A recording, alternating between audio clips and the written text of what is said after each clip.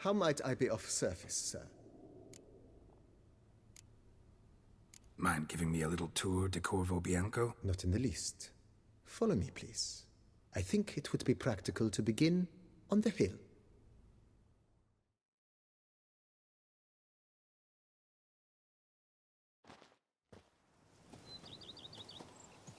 Behold, sir, your estate in all its splendor. Pretty vast. Indeed. And now, sir, allow me to show you a handful of interesting details. Follow me, please. You smell that? Been a major domo all your life? Yes, I come from a long line of major domos. My father was a major domo, as was my grandfather before him, as was my great-aunt. In fact, she was the one to start the tradition. Great-aunt? A hard woman. It is said that already as a child, she knew where she was going and went there.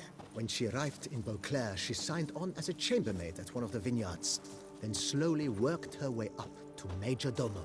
She dragged the rest of the family up the same path. Who would have thought? Knights trading in wine while some witcher guards the court. The servants' quarters. I occupy the green home. With the Duchess's permission, I have hired a full staff. Their salaries to be paid from the ducal treasury. Nice of her. Not the most sightly part of the estate, I admit. But I think it's worthwhile for you as master of the domain to know where the help stays.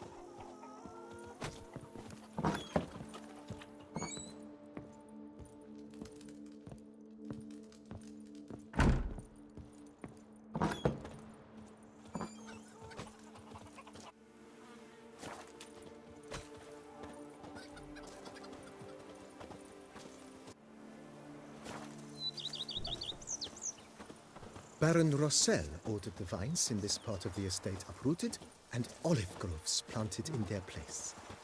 They look beautiful, especially come spring. Don't look at all bad now, either.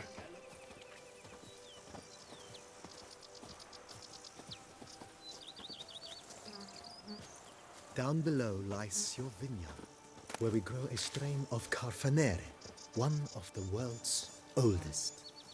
Aged in oak barrels, it provides for an exquisite wine with distinct blackberry, wild cherry, plum, and cinnamon notes. Marvelous. Have to try it one of these days.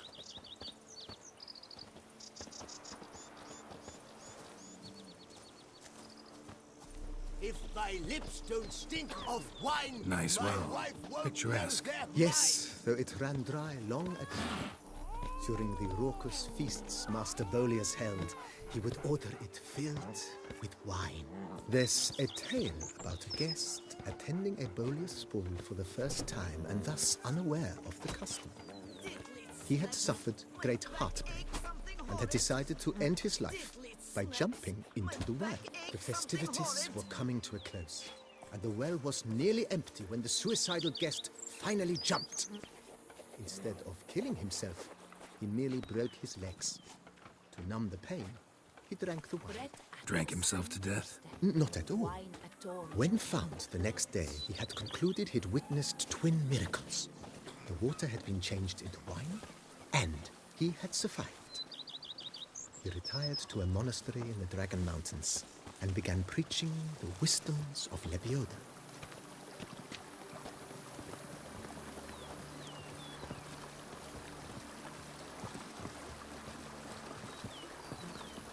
Wine is better than stew, for stew you have to chew.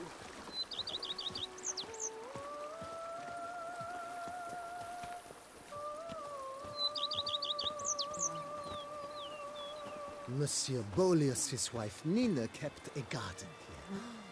A supremely lovely place it was. Bit neglected now. I agree. Yet nothing stands in the way of restoring it to its former glory, and once again planting it with herbs and other vegetation.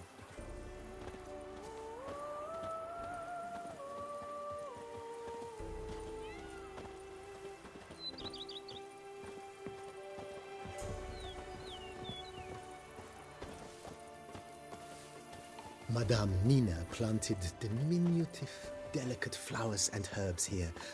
One might say their aroma still hangs in the air. You're quite the romantic, Barnabas Basil.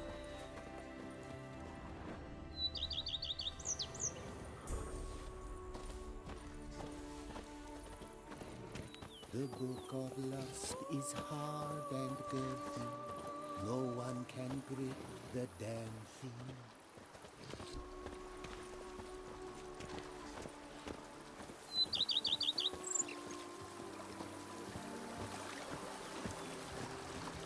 Diddly snips! My back aches something horrid! Women and chaps! The more you beat them, the better they are! This served as an additional wine cellar in years of plentiful harvests. Bit of work and it'll make a fine stable for Roach.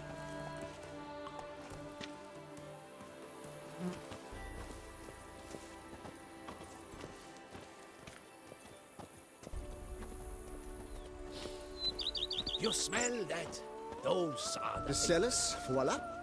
During Monsieur Bolis's time, wine was kept here, but Baron Rossel used it to store olive oil as well. I took the liberty of cleaning up the mess, which... I made while fighting the Bruxa. Thanks, Barnabas Basil. Appreciate it. I've lots to do before it gets dark.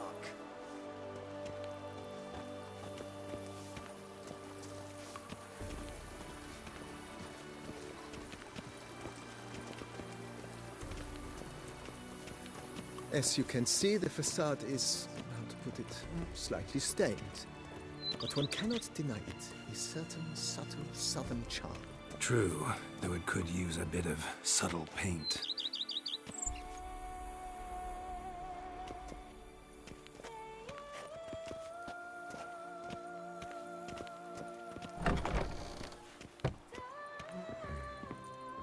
And welcome inside. On the left is the master bedroom. On the right, the dining hall and kitchen.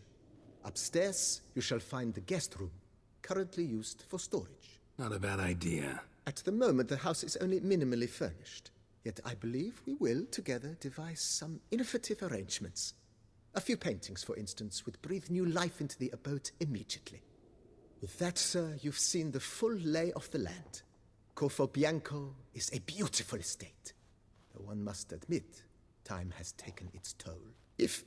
Forgive me for being forward, but if you were to choose to invest a small sum towards its beautification, consider me at your service on the matter. Think I'll take you up on that. Be sure to come and see you if I decide to do any remodeling. Mentioned the place could stand to be spruced up. Oh, most decidedly, sir. The question is where you would like to begin this rejuvenation.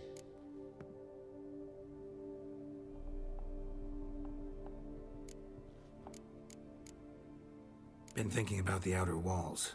Maybe a fresh coat of paint or some patching. If I might dare to make a suggestion, why not start with a general renovation? I once oversaw such work at Admiral Rompelli's summer residence. The effects were simply breathtaking. Not only did the residence positively sparkle afterwards, but we also made room to display the Admiral's armor and weapons, of which he was a passionate collector.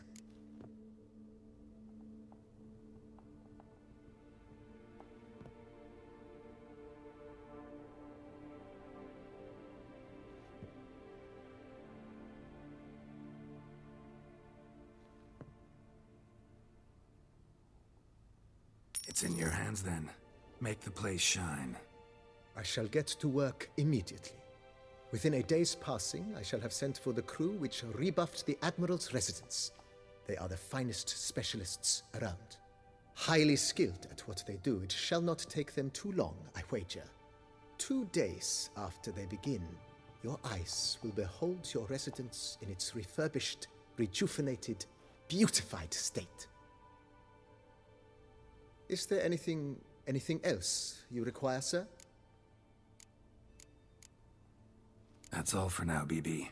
Thanks.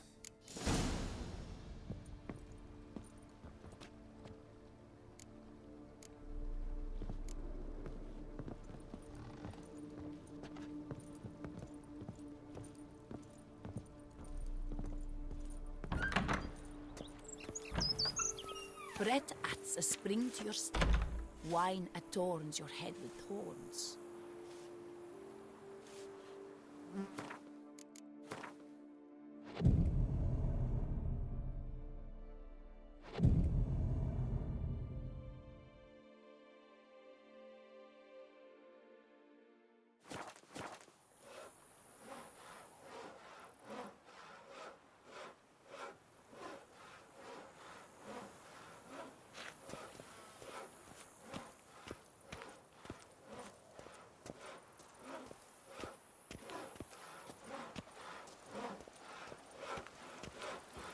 How's it? Oh!